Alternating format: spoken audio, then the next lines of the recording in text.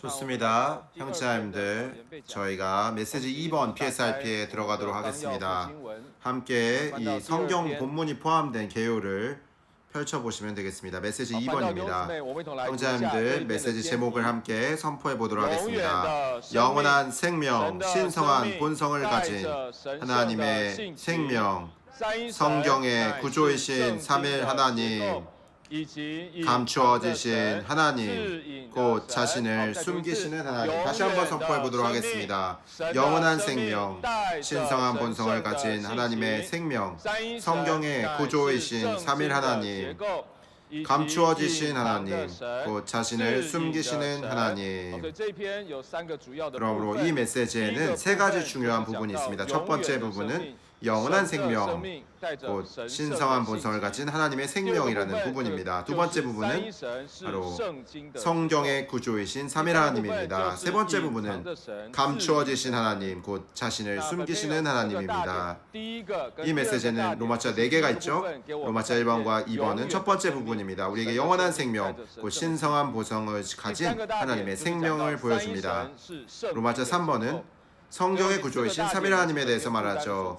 그리고 마지막 로마자 4번은 이 메시지에 부담이 있는 곳입니다. 감춰지신 하나님, 곧 자신을 숨기시는 하나님에 관한 부분입니다. 아래 인용된 구절은 매우 많죠. 하지만 중요한 구절이 있는데 그것은 요한복음 4장 24절부터 요한일서 4장 16절까지에 있는 일련의 구절들이 바로 신성한 본성을 가진 하나님에 대해서 말하고 있습니다. 그리고 누가복음 18장 1절부터 18절 중에서 특별히 8절까지는 형제님께서 메시지에서 언급하셨죠. 자신을 숨기시는 하나님에 대한 부분입니다. 주께 감사합니다. 이 성경 구절들은 잠시 후에 우리가 개요한 후 들어갈 때 보게 될 것이므로 먼저 보진 않겠습니다. 형제자매들 먼저 두 분씩 짝을 지어서 로마자 1번과 로마자 2번과 그 아래에 있는 중점들을 기도로 읽어주시기 바랍니다.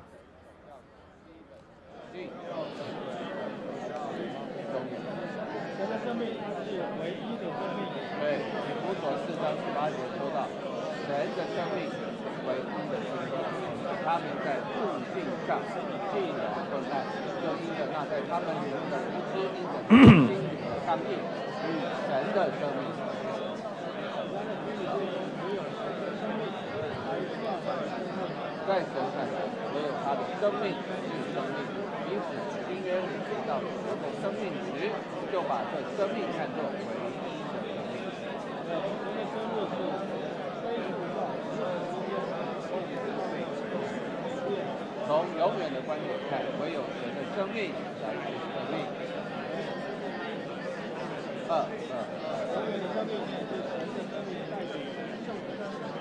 永远的生命，神的生命。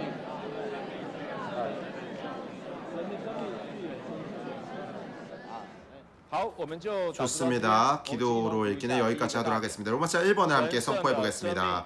신성한 생명은 하나님의 첫 번째 속성이자 기본적인 속성으로 간주될 수 있다. 그러므로 로마자 1번에서 우리는 먼저 신성한 생명을 보아야 하죠. 이 신성한 생명은 하나님의 첫 번째 속성이자 기본적인 속성으로 간주될 수 있습니다. A번 형제님들 함께 읽어보겠습니다. 하나님의 생명은 유일한 생명이다.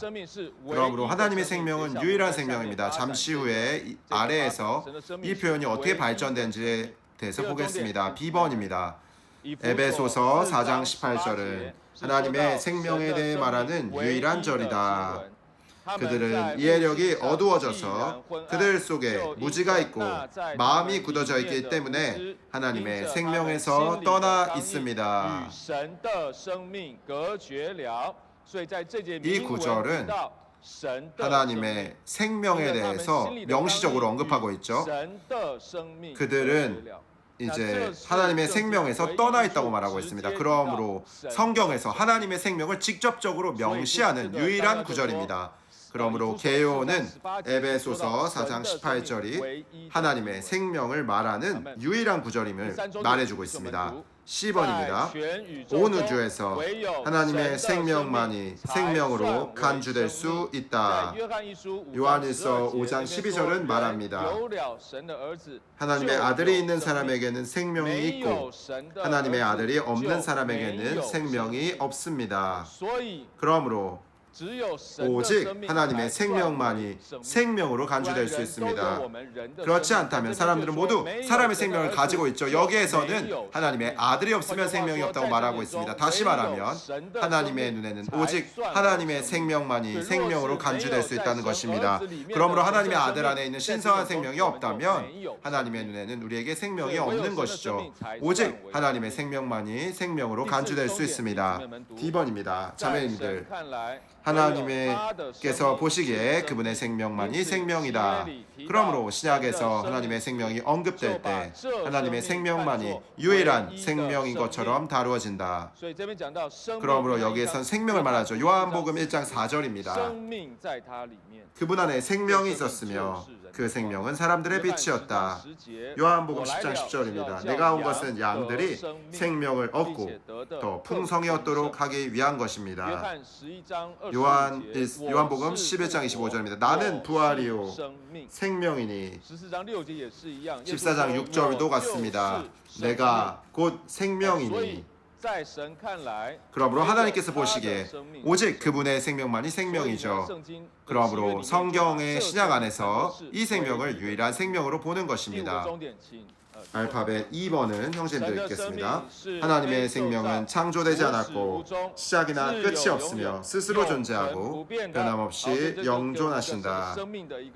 이것이 바로 하나님의 생명에 관한 간단한 정의를 보여주는 것이죠. 하나님의 생명은 창조되지 않았고 시작이나 끝이 없으며 스스로 존재하고 변함없이 영존하는 것입니다. 오직 하나님의 생명만이 이러한 생명이므로 오직 그분의 생명만이 생명입니다. F번입니다. 영원의 관점에서 볼 때 하나님의 생명만이 생명이다. 모든 다른 생명은 영원하지 않죠. 영원의 관점에서 볼 때 오직 하나님의 생명만이 생명입니다. 오직 하나님의 생명만이 창조되지 않고 시작도 끝이 없으며 스스로 존재하고 변함없이 영존하는 생명입니다. 그러므로 영원의 관점에서 오직 하나님의 생명만이 비로소 생명입니다. 로마자 1번을 간단히 말하면 이렇습니다. 간단히 복습해 보겠습니다. 신성한 생명은 하나님의 첫 번째 속성이자 기본적인 속성으로 간주될 수 있습니다. 하나님의 생명이 유일하다 생명이죠. 유일하다는 것을 말하는 구절은 에베소서 4장 18절입니다. 온 우주 가운데 오직 하나님의 생명만이 생명으로 간주될 수 있습니다. 하나님께서 보시기에 그분의 생명만이 생명이다. 그러므로 하나님의 생명만이 유일한 생명입니다. 하나님의 생명은 창조되지 않았고 시작이나 끝이 없으며 스스로 존재하고 변함없이 영존하십니다. 영원의 관점에서 볼 때 하나님의 생명만이 생명입니다. 두 분씩 간단히 이 요점들을 서로 말해보겠습니다.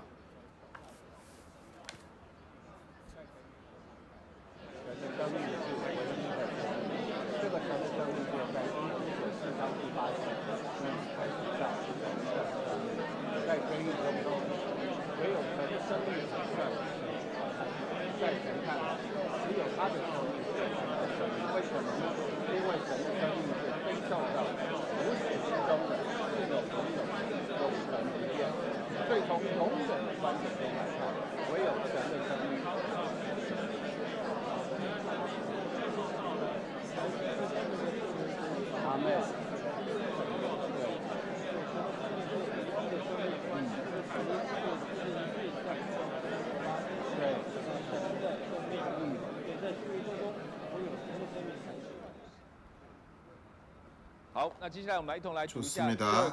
이제 로마서 2번을 함께 선포해 보겠습니다. 영원한 생명은 신성한 본성을 가진 하나님의 생명이다. 여기에 하부 중점이 두 가지가 있습니다. 다소 영원한 생명에 관한 것이죠. 그리고 두 번째 중점은 영원한 생명이 신성한 본성을 지녔다는 것입니다. 첫 번째 중점 A번입니다. 영원한 생명, 하나님의 생명. 1번, 이 시대에서 영원한 생명을 얻음. 2번, 오는 시대에 영원한 생명을 얻음. 3번, 영원 안에서 영원한 생명을 누림 있는 것입니다. 영원 안에서는 얻는 것이 아니라 누리는 것이죠. 그러므로 우리가 영원한 생명, 하나님의 생명에 대해서 말할 때 지금 그리고 오는 시대, 영원 안에서를 말할 수 있습니다. 이 시대에서 우리는 영원한 생명을 얻고 오는 시대에 영원한 생명을 얻으며 영원 안에서 영원한 생명을 누립니다. A번 형제님들 읽어주십시오. 영원한 생명은 하나님의 생명이다. 우리가 보았죠. 영원한 생명은 하나님의 생명입니다. 요한일서 1장 1절부터 2절까지 우리가 볼 수 있죠. 태초부터 계셨던 생명의 말씀에 관하여는 여기서 강조하는 것은 다만 말씀이 아니라 생명입니다. 왜냐하면 2절에서 이 생명이 나타났습니다. 우리가 보았으며 이제 증언하며 여러분에게 전해줍니다 라고 말합니다. 우리에게 나타난 이 영원한 생명을 여러분에게 전해준다고 말하고 있습니다. 그러므로 영원한 생명은 하나님의 생명이죠. B번 자매님들 읽겠습니다. 영원한 생명은 주 예수님 안에 있다. 요한일서 5장 11절에서 볼 수 있죠. 하나님께서 우리에게 영원한 생명을 주셨으며 이 생명이 그분의 아들 안에 있다는 것입니다.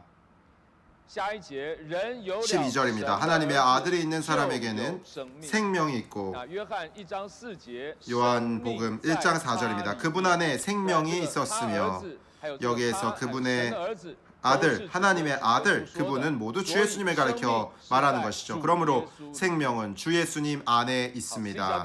10번 영원한 생명은 하나님께서 거저 주시는 것이다.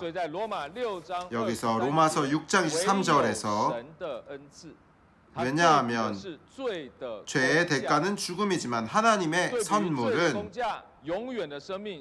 우리 주 그리스도 예수님 안에 있는 영원한 생명이기 때문입니다 라고 말합니다. 영원한 생명은 하나님께서 주신 선물이고 하나님께서 거저 주신 것이죠. 영원한 생명은 바로 거저 주신 선물입니다. D번입니다. 영원한 생명은 우리가 믿을 때 얻는다. 요한복음 3장 16절이죠. 왜 이것은 그분을 믿는 사람마다 영원한 생명을 얻도록 하려는 것입니다 라고 말하죠. 우리가 지금 이 시대에 주님 안으로 믿어 들어간 순간 우리는 영원한 생명을 얻었습니다. 3장 36절도 똑같죠. 믿는 사람에게는 영원한 생명이 있으나 5장 24절에서 내 말을 듣고 나를 보내신 분을 믿는 사람은 영원한 생명을 얻었고 라고 말합니다. 그러므로 심판을 받지 않으며 이미 죽음에서 나와서 생명 안으로 들어갔습니다 라고 말합니다. 우리가 영원한 생명을 얻는 것은 믿음을 통해서입니다. 믿을 때 우리는 영원한 생명을 얻습니다. 2번입니다. 영원한 생명은 우리가 이 시대에 알 수 있다. 우리가 지금 이 시대에 우리가 영원한 생명을 가졌다는 것을 알 수 있죠. 이것은 요한일서 5장 13절에 근거한 것입니다. 내가 하나님의 아들의 이름을 믿는 여러분에게 이것들을 쓴 것은 여러분이 영원한 생명을 갖고 있다는 것을 알도록 하려는 것입니다. 그러므로 우리는 알 수 있죠. 자신에게 영원한 생명이 있다는 것입니다. 따라서 영원한 생명을 갖고 있는 것은 이 시대에 알 수 있는 것입니다. F번 영원한 생명을 얻으면 결코 멸망하지 않는다. 요한복음 10장 28절입니다. 나는 그들에게 영원한 생명을 줍니다. 그들은 영원히 멸망하지 않을 것이며 아무도 그들을 내 손에서 빼앗아가지 못할 것입니다. 29절도 동일합니다. 아무도 그들을 내 아버지의 손에서 빼앗아갈 수 없습니다. 그 아들의 손에서 그리고 아버지의 손에서 빼앗아갈 수 없는 것이죠. 이제 2번입니다. 오는 시대에 영원한 생명을 얻음입니다. A번 나와 복음을 위하여 버린 사람은 지금 이 시대에 100배나 받지만 오는 시대에 영원한 생명을 받을 것입니다. 이것이 성경이 명시적으로 말한 것이죠. 오는 시대에 영원한 생명을 얻는 것입니다. 사람이 주님과 복음을 위하여 모든 것을 버리면 그 버린 것에 대하여 이 시대에는 100배를 얻고 오는 시대에는 영원한 생명을 얻는 것이죠. B번입니다. 죽기까지 신실하여라. 그러면 내가 생명의 면류관을 너에게 줄 것이다. 그러므로 이 영원한 생명은 죽기까지 신실한 이기는 믿는 이들에게 생명의 면류관으로 주어진 것이죠. 그들의 보상이 된 것입니다. C번입니다.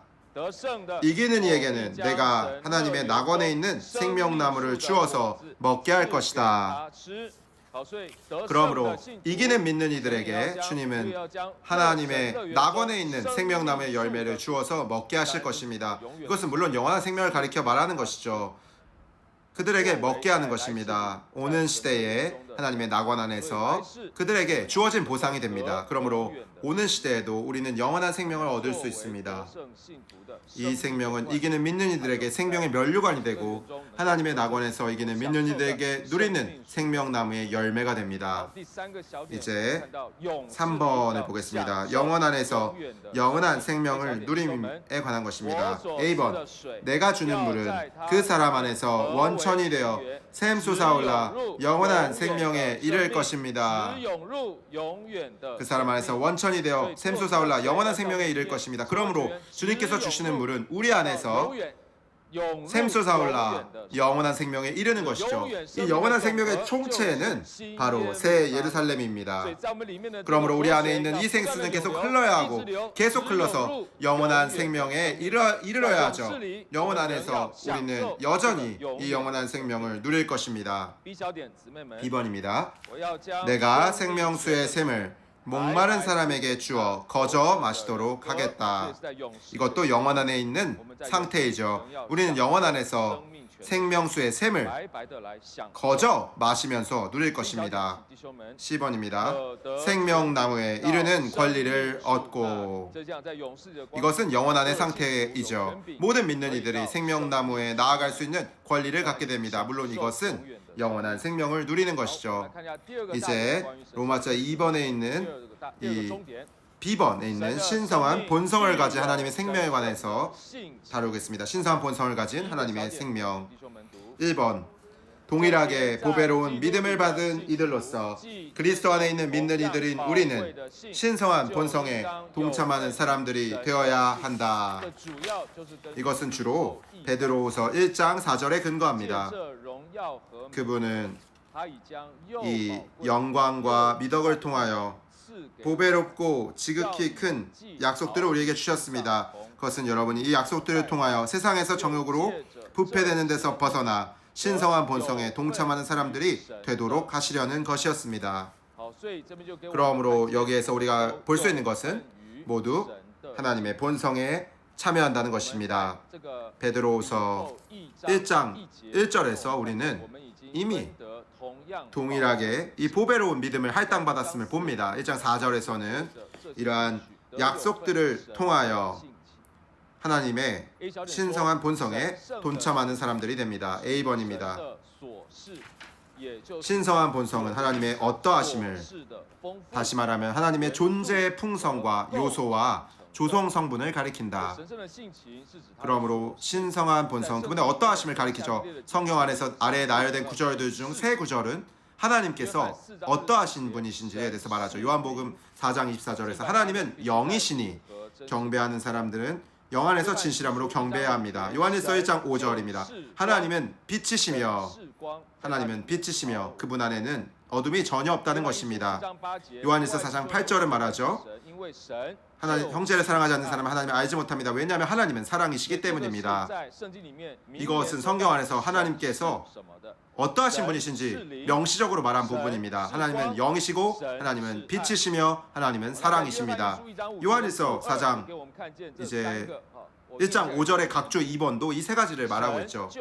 하나님은 빛이시다, 하나님은 사랑이시다, 하나님은 영이시다. 이러한 문장들은 은유가 아니라 진술이다. 이것은 하나님의 본성을 가리키고 묘사하는 것이다. 좀 주의해야 할 것은 하나님의 본성과 이 개요의 이 본성은 영어로 모두 nature입니다.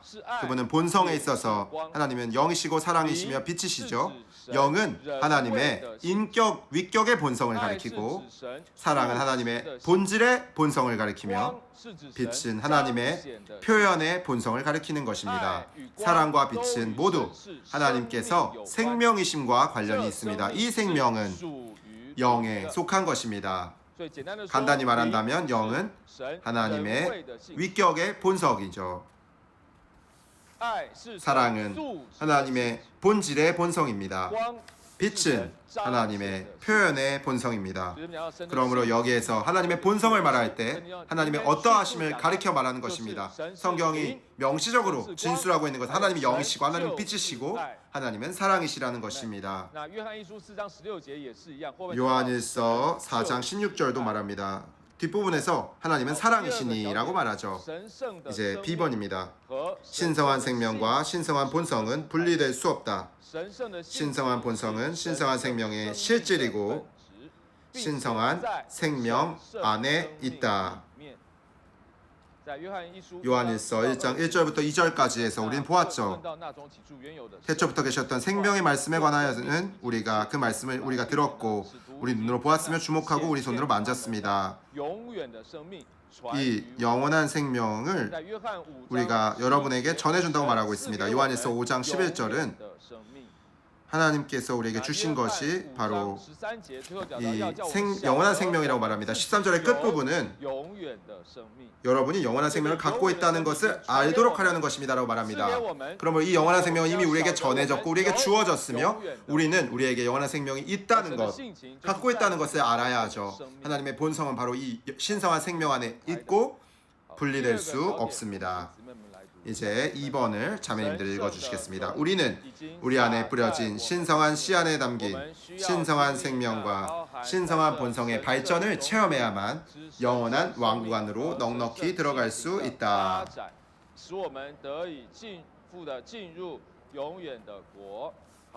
이 신성한 씨, 곧 베드로후서 1장 1절의 하반절에서 말하고 있죠.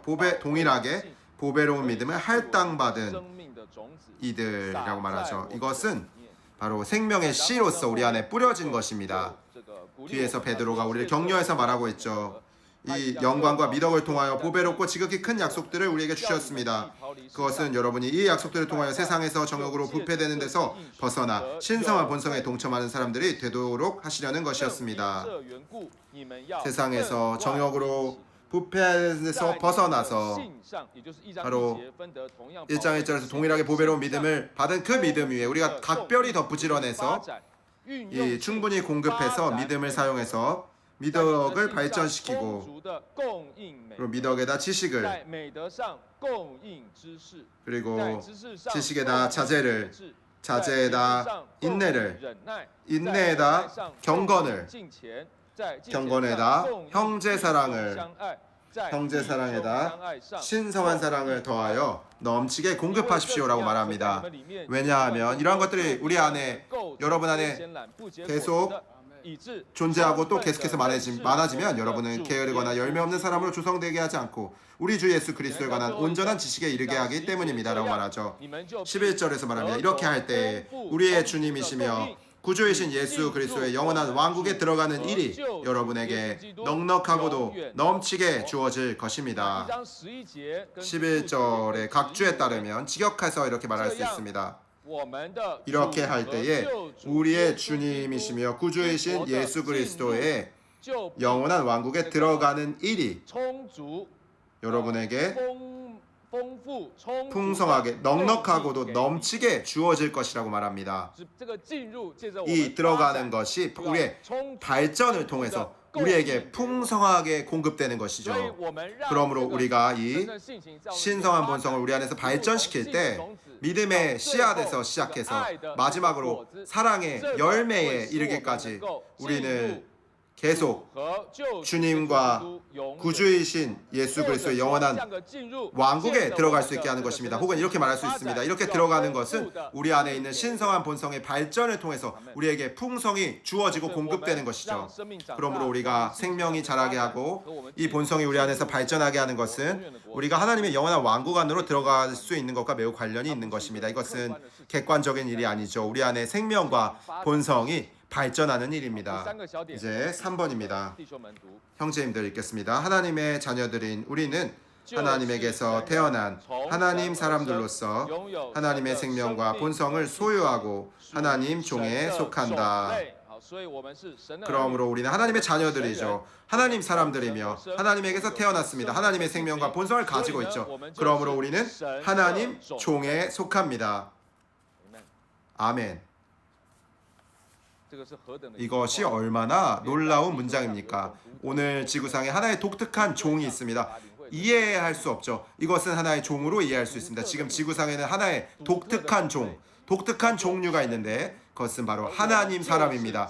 우리는 바로 하나님 종에 속합니다. 우리가 겉으로 보기에는 인류이죠. 그러나 사실상 우리는 하나님 사람류 종류입니다. 하나님의 눈에는 우리가 인류와 다른 종이고 다른 종입니다. 다른 종류입니다.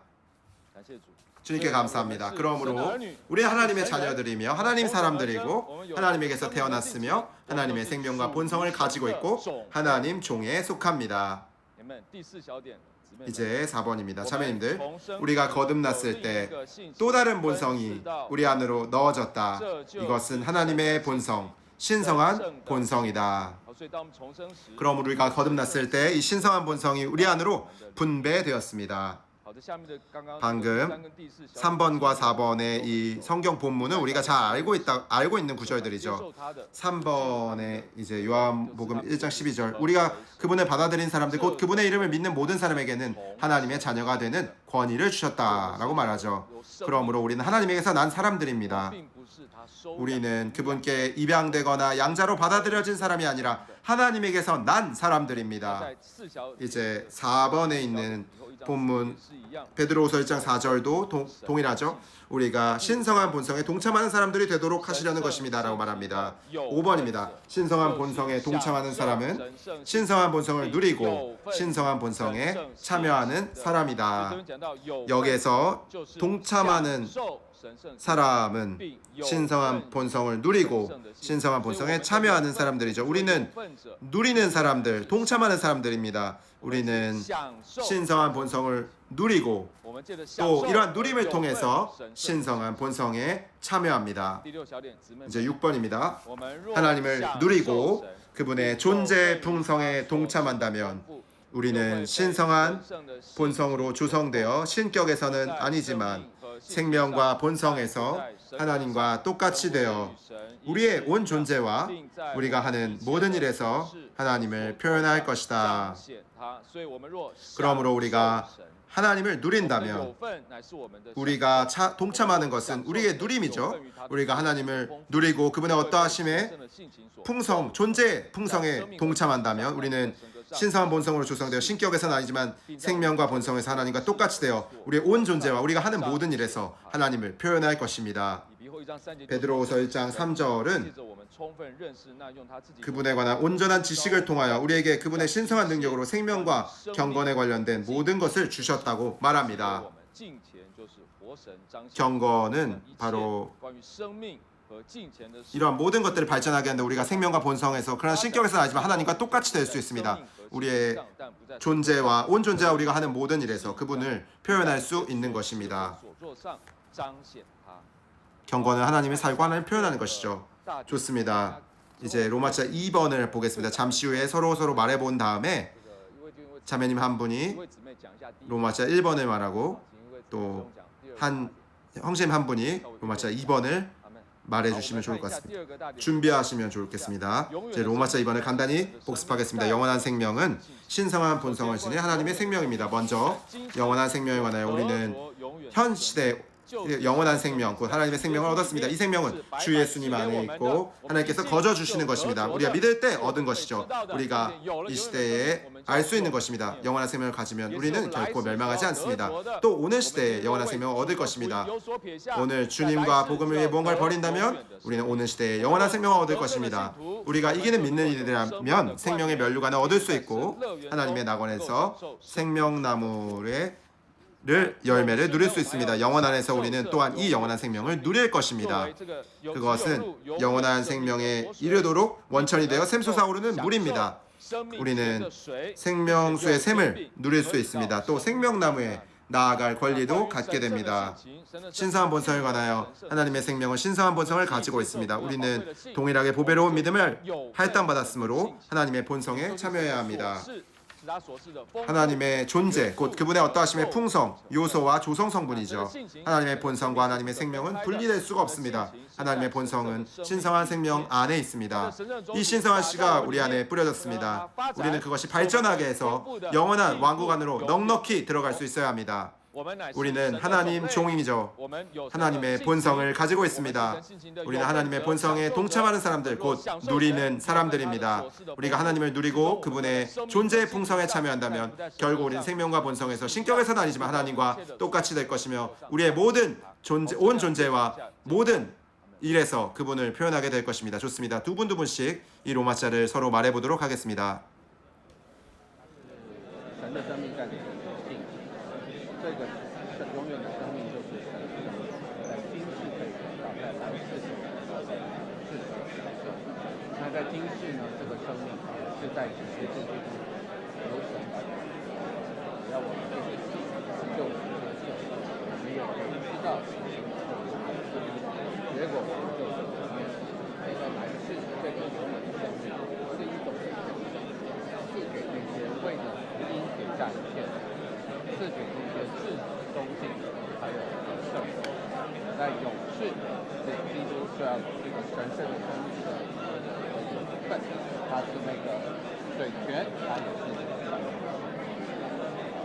那这个生命是带着神圣的性情，我们这些在基督里的信徒接受了同样宝贵的信，就有份于神圣的性情。这个性情就是什么呢？神的启示，神所示的丰富实数能构成的一份。我们不能把神的生命还有神的性情分开，因为神的性情就是神圣生命的本质，并且在这生命里。那我们今天要借着我们的有份，让这一点神圣的生命在我们发展，使我们得以丰富的进入神的荣耀。阿门。所以我们今天已经拥有我们是神的儿女，拥有神圣的生命。在我们重生的时候，这个性情分赐到我们，借着我们的有份，也就是借着我们的享受，有份神圣的性情，至终我们要被这性情来构成，我们就能够在生命性情上成为神的器皿。阿门。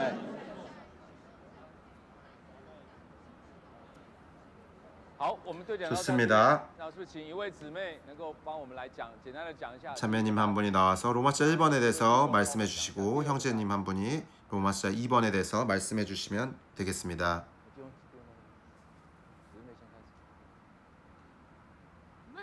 아멘. 로마서 1번은 하나님의 신성한 생명이 하나님의 첫 번째 속성이자 기본적인 속성으로 간주될 수 있다는 것을 말합니다. 하나님의 생명은 유일한 생명이죠. 하나님의 생명에 대해서 말하는 유일한 절은 바로 에베소서 4장 18절입니다. 여기에서 그들은 마음이 굳어져 있기 때문에 하나님의 생명에서 떠나 있다고 말합니다. 온 우주에서 하나님의 생명만이 생명으로 간주될 수 있습니다. 하나님께서 보시기에 그분의 생명만이 생명입니다. 신약에서 하나님의 생명이 언급될 때 하나님의 생명만이 유일한 생명인 것처럼 다루어지죠. 하나님의 생명은 창조되지 않았고 시작이나 끝이 없으며 스스로 존재하고 변함없이 영존하시는 생명입니다. 영원의 관점에서 볼 때 하나님의 생명만이 생명입니다. 로마자 2번에서 영원한 생명은 신성한 본성을 가진 하나님의 생명임을 말하고 있습니다. A번에서 영원한 생명은 하나님의 생명입니다. 바로 아주 이러한 표현이 있는데 이 시대와 오늘 시대와 영원 안에서의 구분이 있습니다. 이 시대에서 우리는 주님을 믿을 때 영원한 생명을 얻었습니다. 우리가 이 시대에 알 수 있는 영원한 생명입니다. 영원한 생명을 얻으면 결코 멸망하지 않죠. 오늘 시대에 우리는 주님과 복음을 위해서 자신을 버릴 때 우리는 오늘 시대의 영원한 생명을 받을 것입니다. 우리는 이기는 생활을 살 때 우리는 영원한 생명을 얻을 것입니다. 또 영원 안에서 우리는 영원한 생명을 누릴 것입니다. 우리가 이러한 생명나무에 이르는 권리를 또 얻을 수 있습니다. 또 비번에서 신성한 본성을 가진 하나님의 생명에 대해서 말하고 있습니다. 우리는 믿는 이들로서 동일하게 보배로운 믿음을 받은 이들이죠. 우리는 신성한 본성에 동참하는 사람들이 되어야 합니다. 신성한 본성은 하나님의 어떠하심을 말하죠. 하나님의 존재의 풍성을 말합니다. 신성한 생명과 신성한 본성은 분리될 수 없죠. 신성한 본성은 신성한 생명의 실질이고 신성한 생명 안에 있습니다. 우리는 우리 안에 뿌려진 신성한 씨 안에 담긴 신성한 생명과 신성한 본성의 발전을 체험해야 합니다. 그럴 때 우리는 영원한 왕국 안으로 넉넉히 들어갈 수 있습니다. 3번에서 또 말하죠. 우리는 하나님의 자녀들로서 하나님에게서 난 사람들로서 하나님의 생명과 본성을 소유하고 하나님 종에 속하는 이들입니다. 우리가 거듭났을 때 또 다른 본성이 우리 안으로 넣어졌습니다. 이것은 하나님의 본성입니다. 신성한 본성에 동참하는 사람으로서 우리는 신성한 본성을 누리는 사람이고 신성한 본성에 동참하는 사람들입니다. 하나님을 누리고 그분의 존재의 풍성에 동참한다면 우리는 그분으로 조성될 것입니다. 생명과 본성에서 하나님과 똑같이 될 것입니다. 우리의 온 존재와 우리가 하는 모든 일에서 하나님을 표현하게 될 것입니다. 좋습니다. 이 단락에 대해서 형제님들의 메시지 안에서 좀 교통하시고 싶은 것이 있으면 교통하셔도 좋습니다.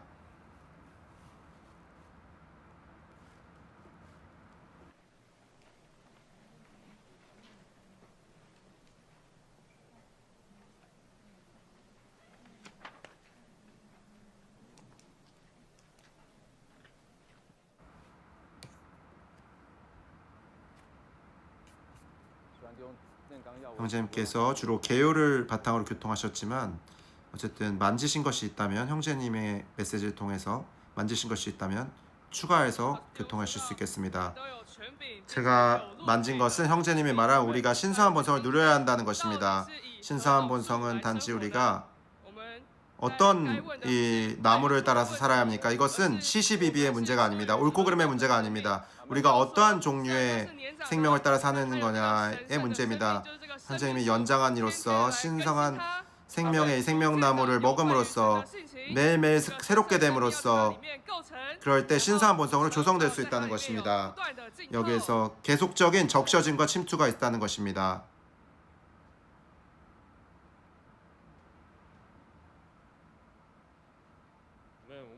제가 만진 것은 형제님께서 말씀하신 신성한 본성으로 누림을 통해서 신성한 본성이 우리 안에서 발전되어야 한다는 것입니다. 넉넉히 왕국 안으로 들어가야 한다는 것이죠. 형제님께서 특별히 말했을 때 주님과의 개인적인 관계에 대해서 말씀해 주셨습니다. 그분과 가까이 해야 한다는 것입니다. 이것은 신속하게 할 수 있는 것이 아니라 이제 장기적인 축적에 의해서 장기적인 방식으로 가능하다는 것입니다. 개인적인 관계 안에서 계속된 접촉이 필요합니다.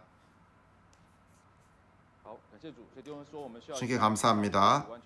이제 우리가 그분께 완전히 열어드릴 때 우리의 존재의 모든 부분을 열어드려야 한다고 말했습니다.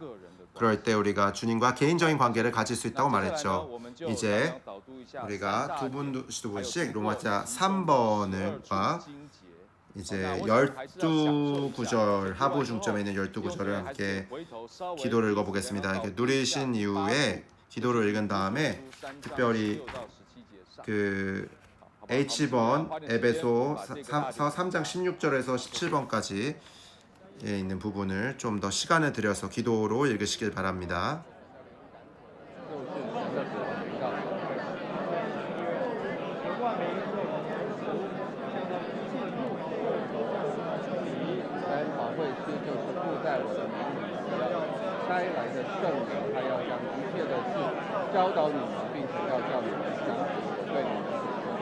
话。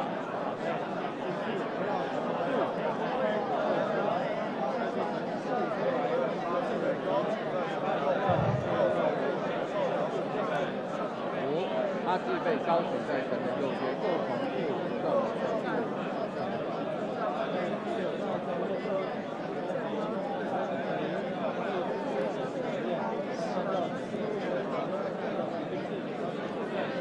阿妹，因为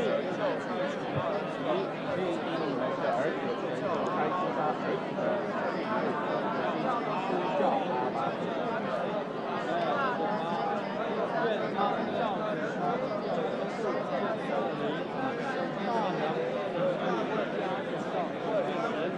阿妹，阿妹，有一位灵，一位主，一位神。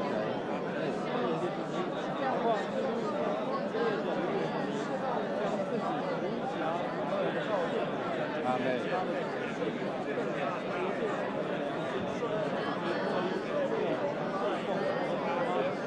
阿妹，福音照着父神的先见被传，借着那灵的圣子，是正统耶稣基督，并蒙他结和长。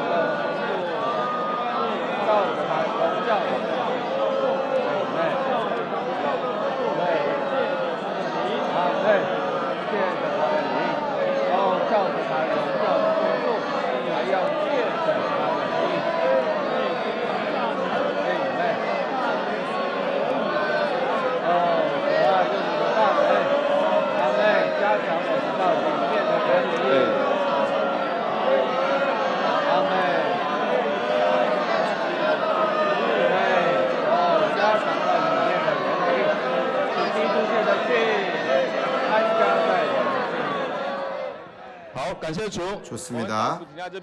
기도를 여기까지 하도록 하겠습니다.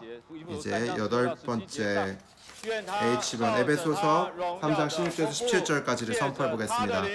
아버지께서 그분의 영광의 풍성을 따라 그분의 영을 통하여 능력으로 여러분을 속사람에 이르도록 강하게 해주시고 믿음을 통하여 그리스도께서 여러분의 마음에 거처를 정하시게 하시며, 여기서 여러분을 우리로 바꾸어서 다시 한번 해보겠습니다. 아버지께서 그분의 영광의 풍성을 따라 그분의 영을 통하여 능력으로 우리를 속사람에 이르게 도록 강하게 해주시고 믿음을 통하여 그리스도께서 우리의 마음에 거처를 정하시게 하시며, 아버지께서 그분의 영광의 풍성을 따라 그분의 영을 통하여 능력으로 우리를 속사람에 이르도록 강하게 해주시고 믿음을 통하여 그리스도께서 우리의 마음에 거처를 정하시게 하시며.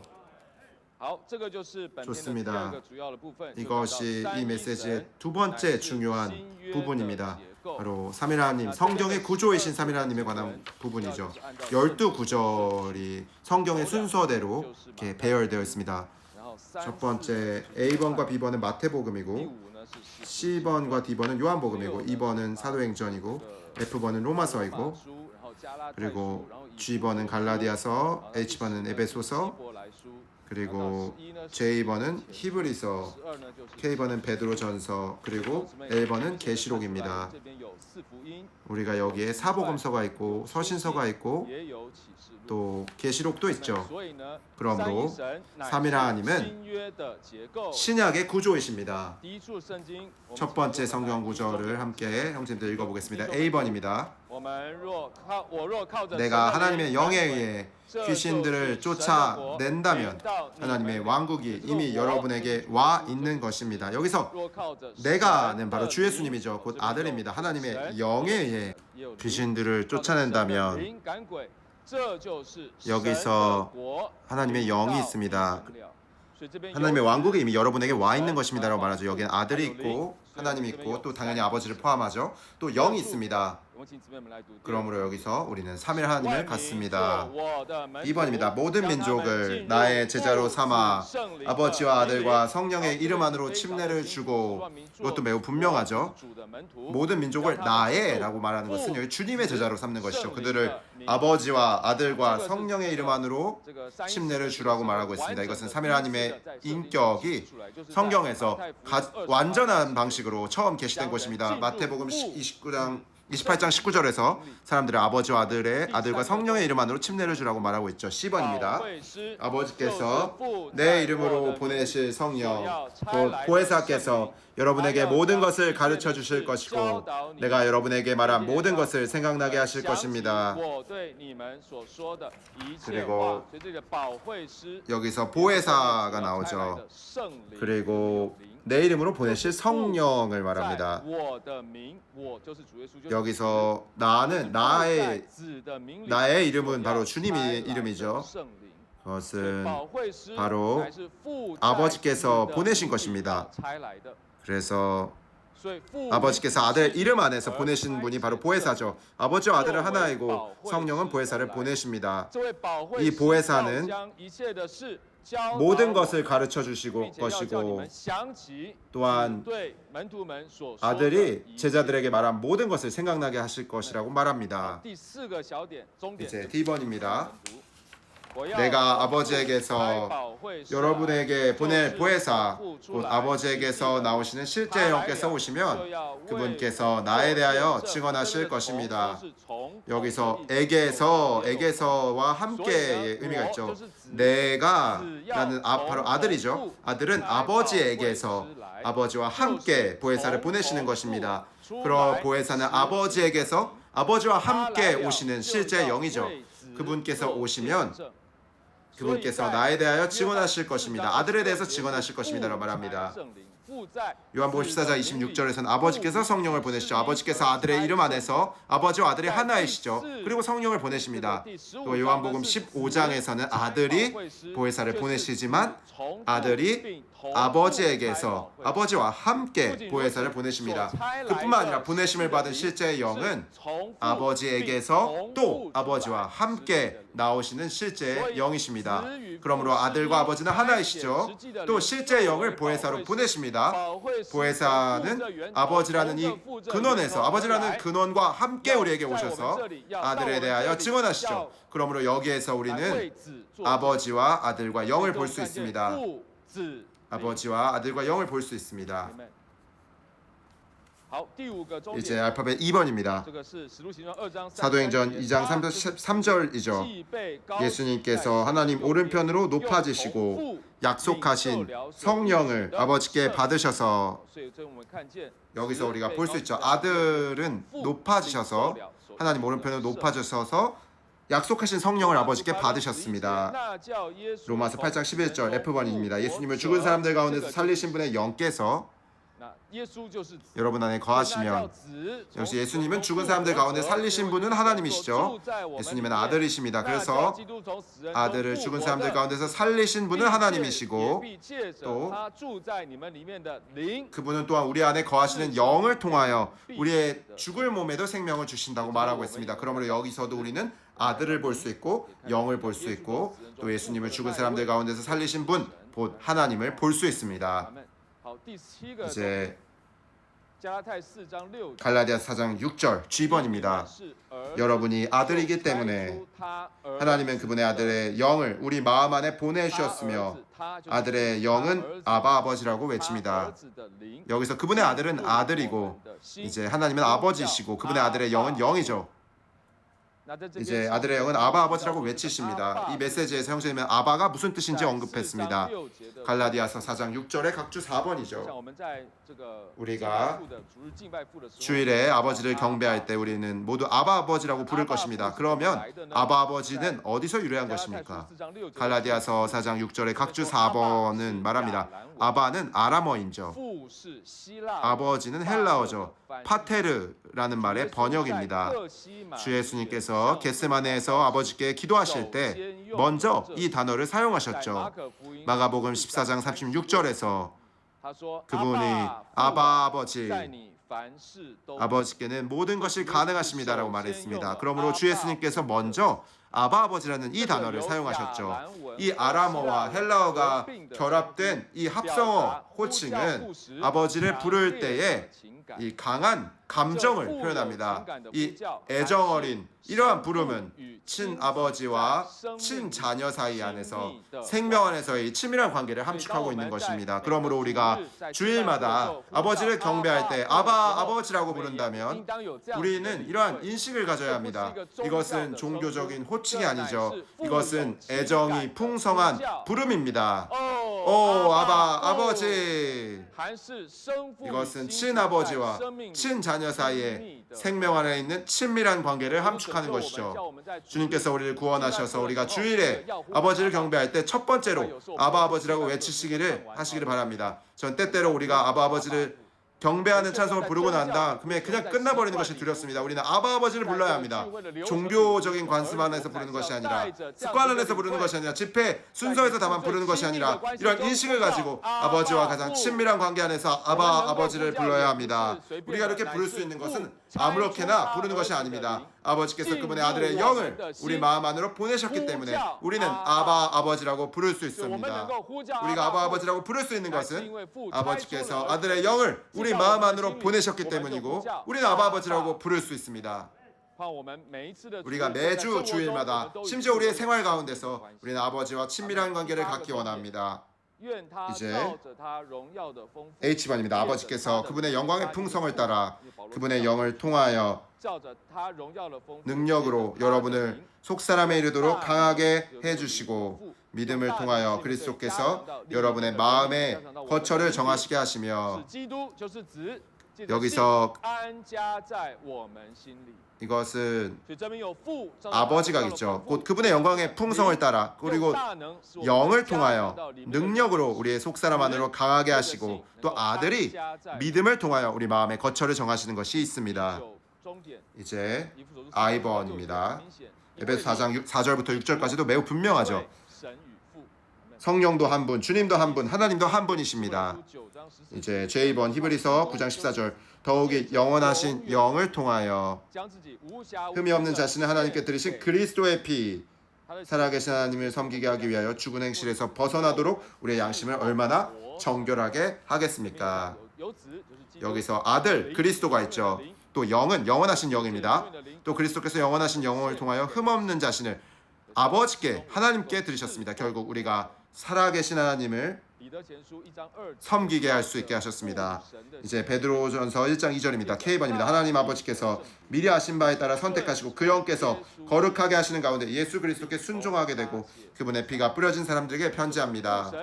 여기에는 아버지 하나님이 있습니다. 또 그분의 미리 아심이 있고 또 그 미리 아심에 따라 선택이 있죠. 또 그 영이 있습니다. 그 영을 통하여 또 거룩하게 됩니다. 그 결과 아들 곧 예수 그리스도께 순종하고 그분의 핏부림을 받게 됩니다. 이제 마지막입니다. 계시록 1장 4절부터 5절까지입니다. 지금도 전에 계시고 전에도 계셨고 장차 오실 분께서 또 아버지죠. 또 그분의 보좌 앞에 계신 일곱 영이죠. 또 신실한 증인이시자 죽은 사람들 가운데 가장 먼저 나신 분이시며 땅의 왕들의 통치자이신 예수 그리스도께서 아들입니다. 여러분에게 은혜와 평안을 주시기를 바랍니다. 여기에 아버지와 아들과 영이 있습니다. 여기서 마태복음에 아버지와 아들과 영이지만 여기에서는 아버지와 영과 아들이 됩니다. 왜냐하면 교회가 타락했을 때 영의 기능이 매우 중요하기 때문이죠. 우리의 영은 단지 영이실 뿐 아니라 교회의 타락을 대응하시기 위하여 심지어 7영이 되셨습니다. 우리가 교회의 하락을 이길 수 있게 하십니다. 좋습니다. 이것이 로마자 3번입니다. 물론 이뿐만이 아닙니다. 형제자매님들, 신성한 삼일성과 함께 신성한 삼일성 안에서 삶이라는 이 메시지를 본다면 신성한 삼일성을 말하는 매우 많은 성경 구절들이 있죠. 오늘은 이 12구절을 나열했지만 매우 누림이 있습니다. 간단히 말한다면 옆에 있는 사람과 이 로마자 3번과 그 중점들을 신약에서 볼 수 있는 삼일 하나님에 대해서 서로 나누어 보도록 하겠습니다.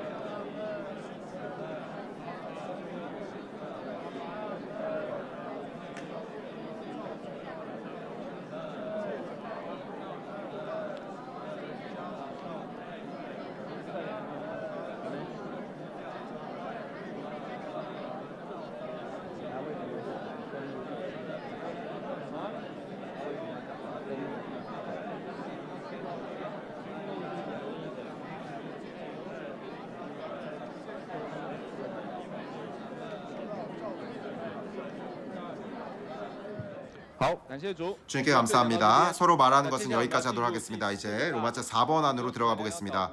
형제님들 두 분씩 짝을 지어서 로마서 4번과 그 A번과 B번을 기도로 읽어주시기 바랍니다. 또 그 B번에 누가복음 18장 1절부터 8절까지의 성경 구절 본문도 읽어보시기 바랍니다.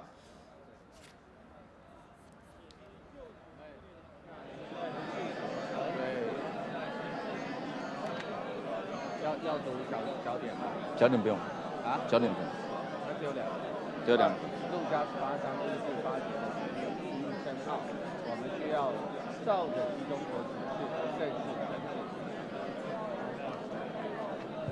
两个终点，还有路加18章1到8节，阿门。 A번과 B번과 또 누가복음 18장 1절부터 8절까지의 본문을 읽으시면 되겠습니다. 하부 중점은 읽지 않으셔도 됩니다. 耶稣又对他们讲一个比喻，是要人常常祷告，不可灰心，说。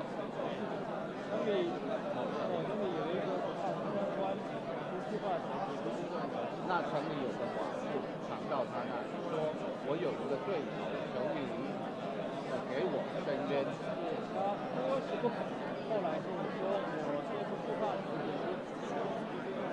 只因这寡妇常常搅扰我就给他伸冤吧，免得他不断的来缠我。”对，说你们这行事不义的说的，神的选民昼夜呼吁他，他纵然为他们忍耐，岂不终久给他们伸冤吗？是，我告诉你们，他要快到好，我们一同来读一下。 좋습니다.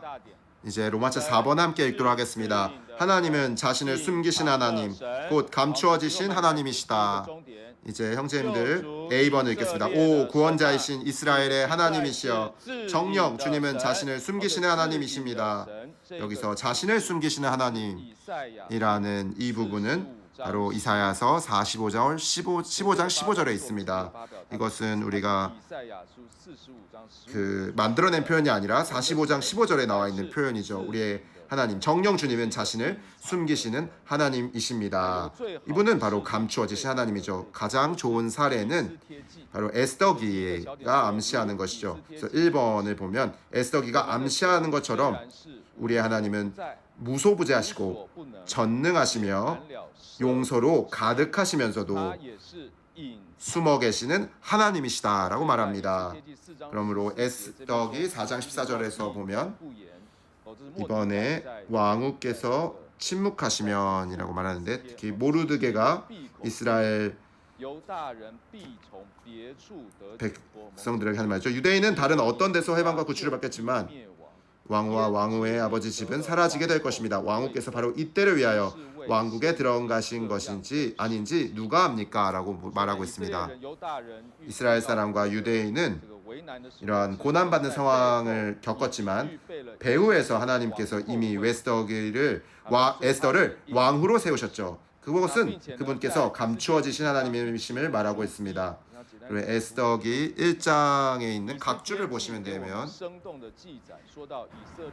에스더기는 숨어 계시는 이스라엘 하나님께서 흩어져 억압당하는 그분의 선민을 은밀히 돌보시며 포로되어 박해당하는 그분의 선민을 공개적으로 구원하시는 것에 대한 생생한 기록을 제시한다. 이 책의 핵심 중점은 아브라함의 후손인 이스라엘을 자신의 선민으로 삼으신 바로 그 하나님께서 그들을 이방 민족들에게 포로로 주신 이후에 숨어 계신 하나님이 되시어 은밀하게 행동하시면서 그들을 은밀히 돌보시고 공개적으로 구원하신다는 것이다. 이러한 이유로 이 책은 당연히 하나님의 이름을 언급해야 하는 곳에서도 하나님의 이름을 언급하지 않는다. 여기서 매우 기묘한 것은 하나님의 이름을 언급하지 않지만 하나님의 이름을 언급해야 하는 곳에서도 하나님의 이름을 언급하지 않는다는 것이죠. 두 가지 사례가 바로 에스더기 4장 3절과 16절인데요. 3절은 왕의 명령과 칙령이 내려진 각 지방에서도 유대인들이 금식하고 울고불고 하며 크게 애곡하였다. 누구에게 애곡하였습니까? 하나님에게 했겠죠. 하지만 하나님의 이름을 언급하고 있지 않습니다. 많은 이들이 자루옷을 입고 제 가운데 누웠다. 또 16절도 마찬가지입니다. 가셔서 수사에 있는 모든 유대인을 모아 저를 위해 함께 금식해 주십시오. 이것은 에스더가 한 말이죠. 3일 동안 밤낮으로 먹지도 마시지도 마십시오. 금식하고 먹지도 마시지도 않는 것은 누구를 향한 것입니까? 하나님을 향한 것이죠. 에스더는 저도 신하들과 함께 그렇게 금식하겠습니다. 그러고 나서 법대로 하지 않고 왕께 나아가겠습니다. 죽어야 한다면 죽겠습니다라고 말하죠.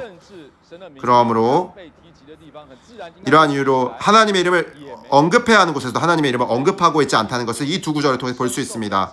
이것이 에스더의 기록은 생생한 기록입니다. 바로 숨어 계시는 하나님께서 이제 구원하시는 것에 대한 생생한 기록이죠. 2번입니다. 하나님은 우주를 창조하시고 나서 자신을 그 안에 숨기시어 결국 우리는 어디에서 그분을 찾아야 할지 모른다. 3번 하나님은 이스라엘 자손 가운데에서 수없이 많은 일을 하셨고 그들의 개인 생활 안에서도 수없이 많은 일을 하셨지만 자신을 감추셨다. 그분은 끊임없이 일하시지만 항상 감추어져 계셨다. 그러므로 그가 우주를 창조하시고 난 다음에 자신을 그 안에 숨겨져 결국 그분을 어디서 찾아야 할지 몰랐습니다. 그래서 욥기 23장 3절은 말합니다. 오 어디서 그분을 찾을 수 있는지 알았더라면 그분의 자리로 나아갈 수 있었더라면. 그래서 어디에서 하나님을 찾아야 할지 몰랐죠.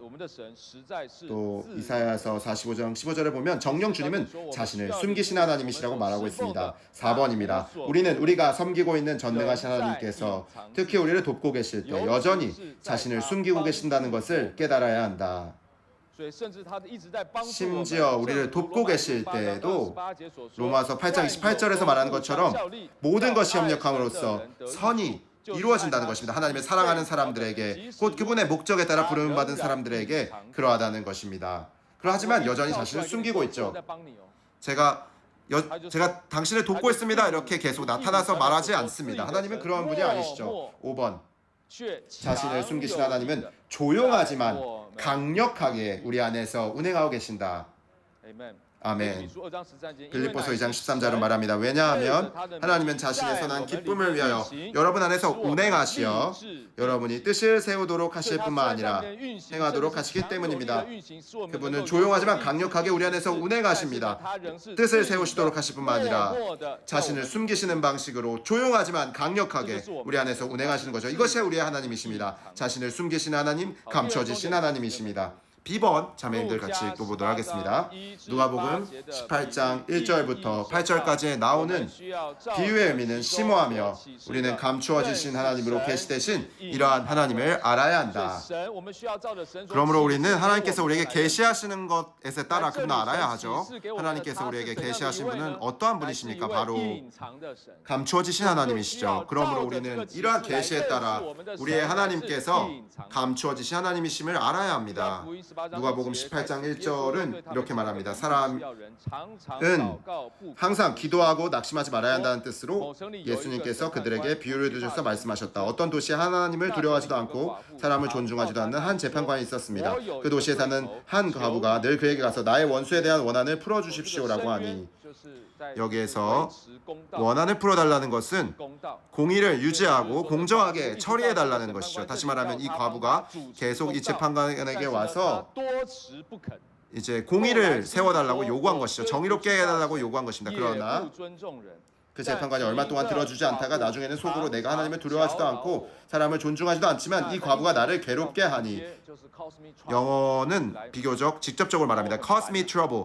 곧 계속 와서 나를 아주 귀찮게 한다는 뜻이죠. 나를 괴롭게 하니 내가 그 원한을 풀어주어야 하겠다.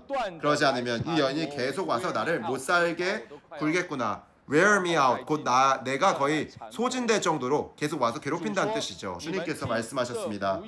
여러분은 이 불의한 재판관이 하는 말을 새겨 들으십시오. 하물며 하나님께서 밤낮 자기에게 부르짖는 선택하신 사람들의 원한을 풀어주지 않으시고 오래 참고만 계시겠습니까? 내가 여러분에게 말합니다. 하나님께서 그들의 원한을 속히 풀어주실 것입니다. 그러나 사람의 아들이 올 때에 세상에서 믿음을 찾아보겠습니까? 이 믿음은 사실 그 믿음이죠. 정관사가 있습니다. 이것은 항상 기도하고 낙심하지 않고 끈질기게 기도하는 그 믿음을 가리킵니다. 일반적인 믿음이 아닙니다. 好，第一个小点说， 1번은 말합니다. 누가복음 18장 3절에서 과부는 믿는 이들을 의미한다. 그리스도 안에 있는 믿는 이들은 현 시대에 그들의 남편이신 그리스도께서 그들과 함께 계시지 않는 것처럼 보이기 때문에 어떤 의미에서는 과부이다. 根据林后11장 2节， 고린도서 11장 2절에 따르면 사도 바울이 말하죠. 내가 하나님의 질투로 여러분에게 질투합니다.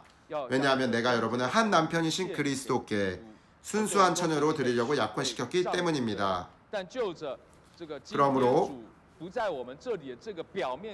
오늘 주님께서 우리와 함께 계시지 않는 것처럼 보이지만 마치 과부와 같아 보이죠. 이제 2번은 말합니다. 이 비유에서 과부는 불의한 그러나 표면적으로 우리의 남편이신 그리스도께서 우리가 계시지 않는다는 것이죠. 2번입니다. 이 비유에서 과부는 불의한 재판관에게 계속 찾아와서 그녀의 원수에 대한 원한을 풀어달라고 요청하였다.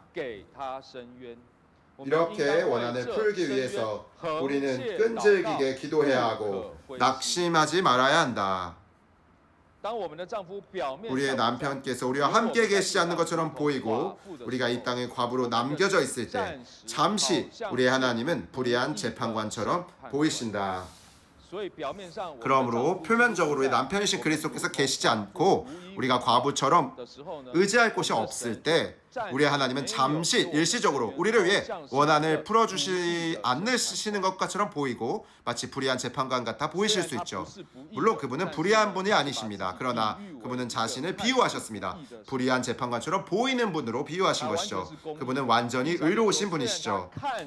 B번, 비록 하나님께서 불의하게 보이실지라도 우리는 여전히 그분께 호소하고 끈질기게 기도하며 거듭 그분을 성가시게 해야 한다.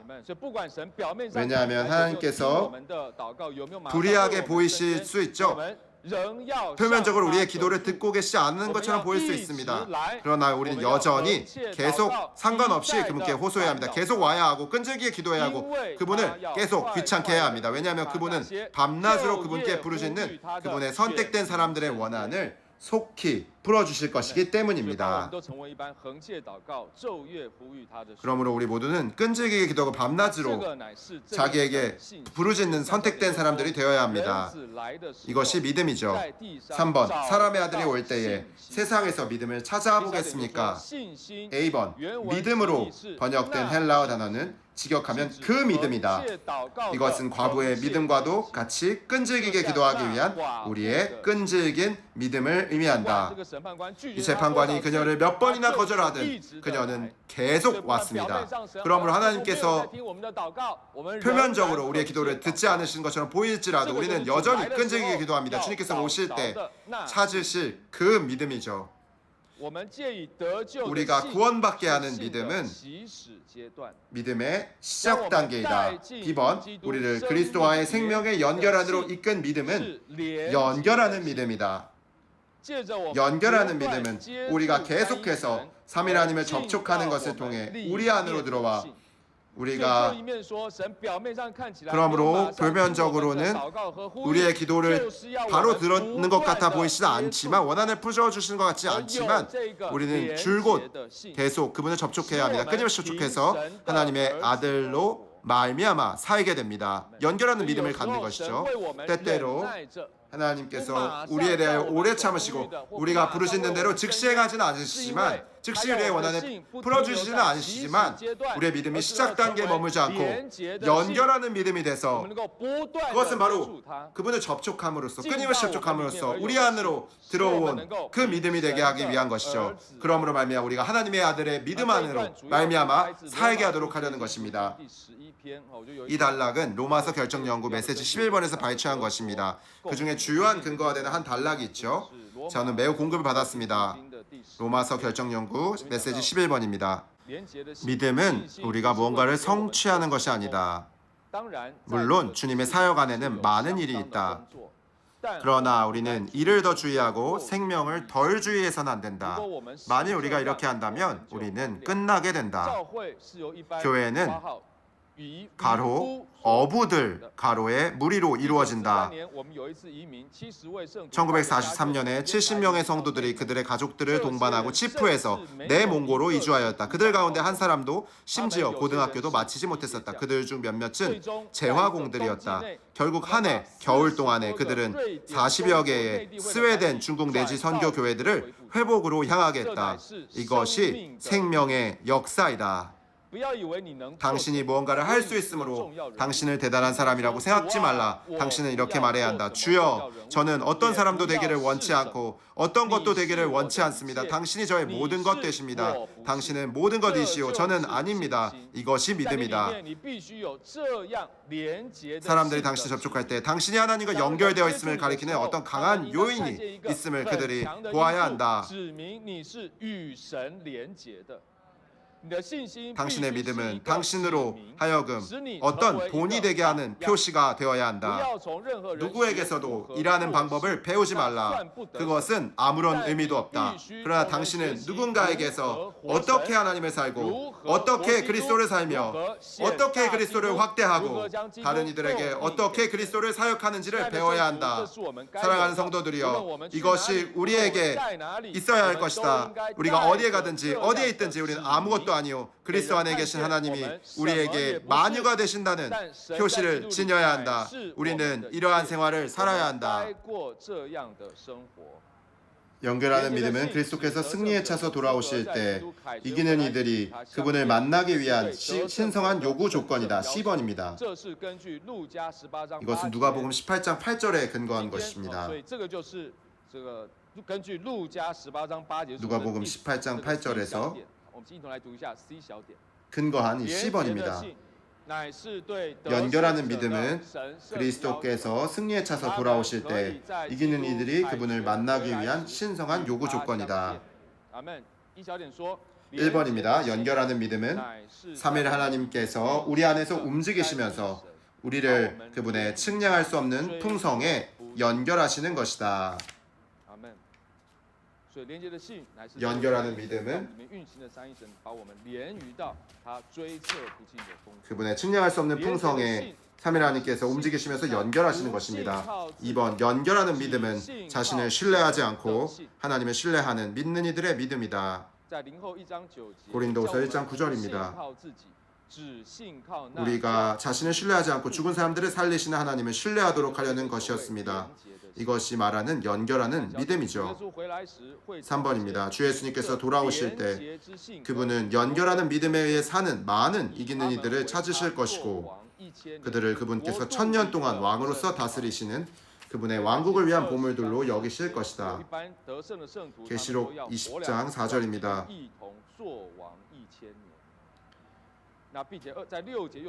그들은 살아나서 그리스도와 함께 1000년 동안 왕으로서 다스렸다고 말합니다. 6절 또 그리스도와 함께 왕으로서 1000년 동안 다스린다고 6절에서도 말하죠. 우리가 이 내용들을 두 분씩 말해보고 난 다음에 형제님 한 분, 자매님 한 분이 나와서 또 이것을 정리하는 교통을 해주시면 좋을 것 같습니다. 로마서 4번에 하나님은 자신을 숨기신 하나님, 곧 감춰주신 하나님이죠. 45장 이사야서 45장 15절에서는 정녕 주님은 자신을 숨기신 하나님이라고 말하죠. 매우 생생한 기록이 에스더기에 있죠. 에스더기는 그 하나님은 무소부지하시고 전능하시고 용서로 가득하시면서도 숨어 계신 하나님심을 계시하고 있습니다. 하나님은 우주를 창조하시고 나서 그 자신을 그 안에 숨기시어 그분을 어디서 찾아야 할지 알지 못하게 하셨죠. 하지만 하나님은 이스라엘 자손 가운데서 수없이 많은 일을 하셨고 그들의 개인 생활 안에서 수없이 많은 일을 하셨지만 자신을 감추셨습니다. 그분은 끊임없이 일하시지만 항상 감추어져 계셨죠. 우리는 이해해야 합니다. 깨달아야 합니다. 우리가 섬기고 있는 전능하신 하나님께서 우리를 특히 돕고 계실 때 여전히 자신을 숨기고 계시다는 것입니다. 자신을 숨기신 하나님은 조용하지만 강력하게 우리 안에서 운행하고 계십니다. 이제 또 누가복음 18장 1절부터 8절까지의 비유가 있죠. 우리를 감추어지신 하나님으로 계시하고 있다는 것을 보아야 합니다. 18장 3절에서 과부는 믿는 이들이죠. 겉으로 보기에는 남편이신 그리스도께서 그들과 함께 계시지 않는 것처럼 보이기 때문에 믿는 이들은 과부이죠. 과부는 계속해서 찾아와서 불의한 재판관에게 그녀의 원수에 대한 원한을 풀어달라고 요청했습니다. 우리는 이렇게 원한을 풀기 위해 끈질기게 기도해야 하고 낙심하지 말아야 합니다. 우리가 이렇게 하나님께 나와서 호소하고 끈질기게 기도할 때, 성가시게 할 때 하나님은 사람의 아들이 올 때 세상에서 그 믿음을 찾아보게 될 것입니다. 이러한 믿음은 연결하는 믿음입니다. 또한 끈질긴 믿음이죠. 이 연결하는 믿음은 계속해서 삼위 하나님을 접촉하는 것을 통해 우리 안으로 들어와서 우리가 하나님의 아들에 의해 살도록 합니다. 이러한 연결하는 믿음은 그리스도께서 승리에 차서 돌아오실 때 이기는 이들이 그분을 만나기 위한 신성한 요구 조건입니다. 이러한 연결하는 믿음은 우리 안에서 움직이면서 삼위 하나님께서 우리를 그분의 측량할 수 없는 풍성에 연결하는 것이죠. 연결하는 믿음은 자신을 신뢰하지 않고 하나님을 신뢰하는 믿는 이들의 믿음입니다. 주 예수님께서 돌아오실 때 어떠한 사람들은 바로 연결하는 믿음에 사는 많은 이기는 이들일 텐데 그들은 그분께서 1000년 동안 왕으로서 다스리시는 그분의 왕국을 위한 보무들로 여겨질 것입니다. 두 분씩 이것에 대해서 말해보도록 하겠습니다.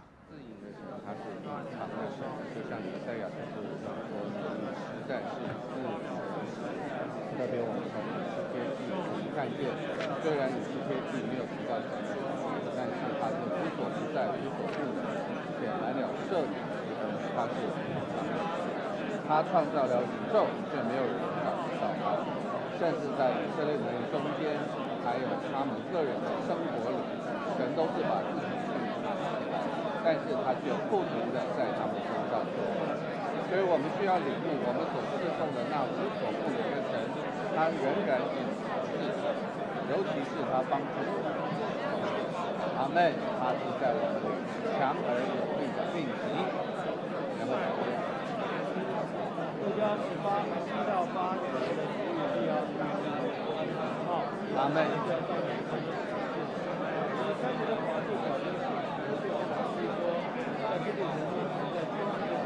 阿们。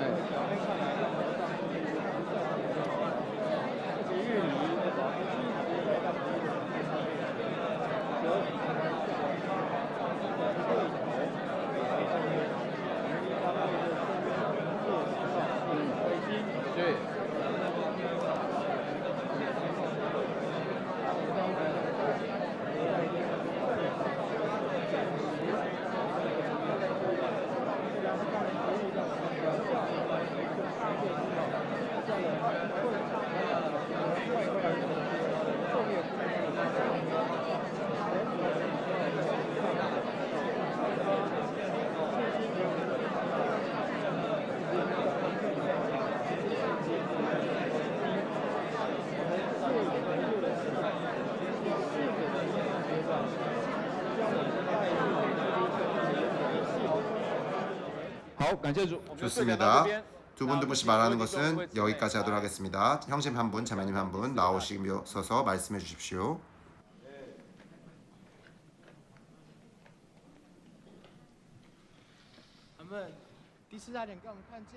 로마차 4번은 이 하나님이 자신을 숨기신 하나님 곧 감추어지신 하나님이심을 계시합니다. 이사야서 45장 15절은 오 구원자이신 이스라엘 하나님이시여 정령 주님은 자신을 숨기신 하나님이십니다 라고 말합니다.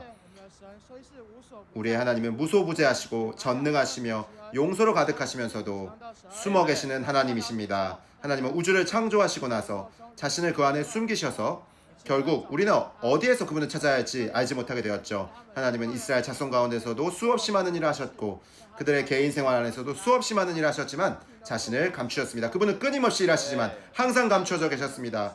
우리가 섬기고 있는 전능하신 하나님께서 특히 우리를 돕고 계실 때 여전히 자신을 숨기고 계시다는 것을 깨달아야 합니다. 그분은 조용하지만 강력하게 우리 안에서 운행하고 계십니다. 누가복음 18장 1절부터 8절까지에 나오는 이 비유의 의미는 감추어지신 하나님으로 계시되신 하나님이십니다. 3절에서 과부는 믿는 이들이죠.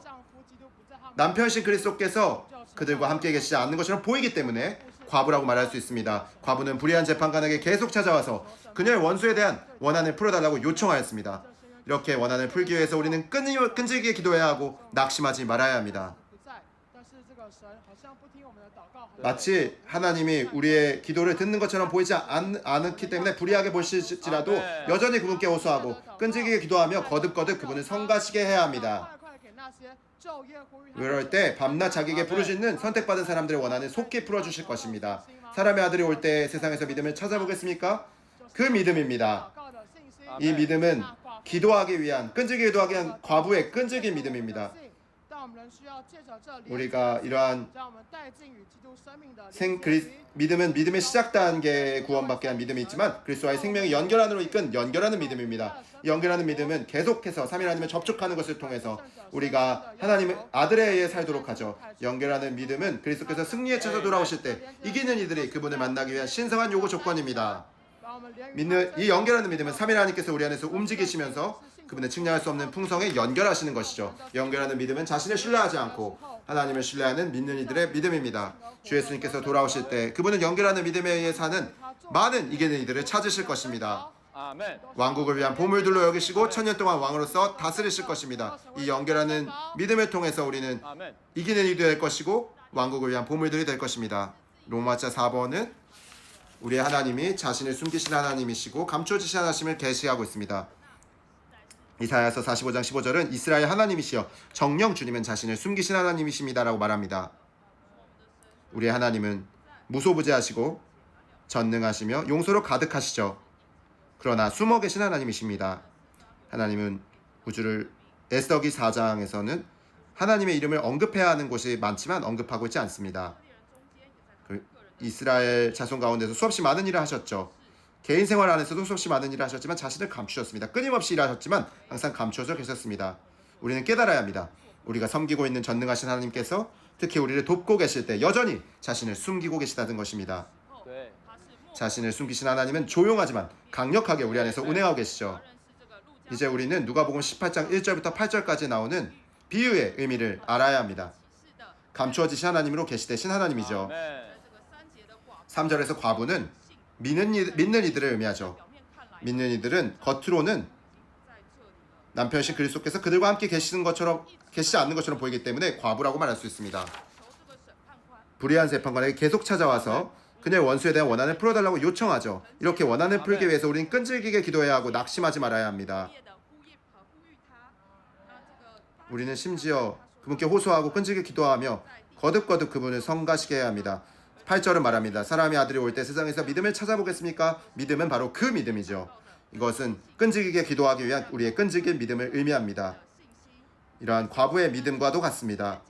이 믿음은 우리를 연결하는 믿음입니다. 연결하는 믿음은 우리가 계속해서 삼위 하나님에 접촉하는 것을 통해 우리 안으로 들어와서 우리가 하나님의 아들에 의해 살도록 합니다. 이 연결하는 믿음을 통해서 이기는 이들은 그분을 만나기 위한 신성한 요구 조건을 갖추게 됩니다. 그리스도께서 승리에 차서 돌아오실 때 그렇죠. 연결하는 믿음은 우리 안에서 운행하시는 삼위 하나님께서 그분의 측량할 수 없는 풍성에 연결하는 것입니다. 연결하는 믿음은 자신을 신뢰하지 않고 하나님을 신뢰하는 믿는 이들의 믿음입니다. 주 예수님께서 돌아오실 때 그분은 연결하는 믿음에 의해 사는 많은 이기는 이들을 찾으실 것입니다. 또 천년 동안 왕으로서 다스리시는 그분의 왕국을 위한 보물들로 여기실 것입니다. 이러한 메시지의 부담에 관해서 또 보충해 주실 분들이 있습니까? 필기하신 것들 중에서 보충하실 수 있겠습니다. 저는 어제 형제님께서 말씀해 주신 것을 만졌습니다. 낙심하지 말아야 한다. 우리는 어떤 사건이나 어떤 일들을 위해서 20여 년 동안 기도할 수 있지만 우리가 기도를 많이 했지만 어떠한 일도 발생하지 않는 것처럼 보일 때 포기하기 쉽지만 우리가 이러한 과정 가운데서 이러한 기도가 우리의 어떠함이 된다는 것입니다. 심지어 우리가 하나님의 빛비춤 아래 있을 때 우리가 끈질기게 기도하는 것을 배우게 된다는 것이죠. 그분의 방식과 그분의 시간에 따라 우리의 기도를 성취하시고 기념하신다는 것입니다. 우리가 주님께서 나타나실 때 계속 그분의 우리의 기도를 듣고 있다는 것을 알게 될 것입니다. 우리가 알지 못하는 방식으로 그것이 이루어질 것입니다. 그분께서 나타나실 때 이제 대적은 부끄러움을 당하고 우리는 생명 안에서 성숙하게 될 것입니다.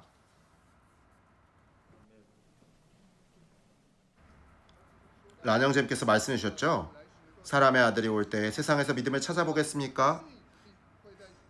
이 믿음이 바로 우리가 도전을 받는 지점이라는 것입니다. 외적인 환경 가운데서 우리가 많은 일에서 기도할 수 있겠지만 이 많은 일에서 주님께서 우리를 만지실 수 있도록 해야 한다는 것입니다. 끈질기게 기도할 때 우리가 기도 가운데서 기도가 찬미로 바뀐다는 것입니다.